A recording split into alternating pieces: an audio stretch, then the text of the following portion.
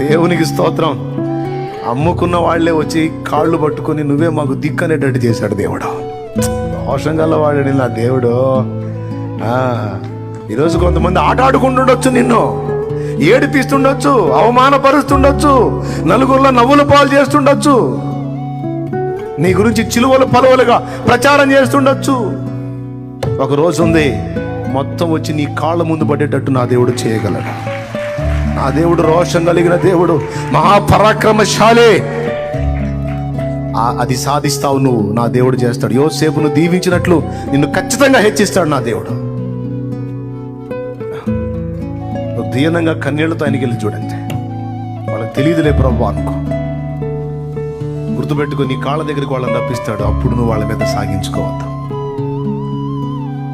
మీరు నా గురించి ఎలా అంటే, ఇలా చేస్తే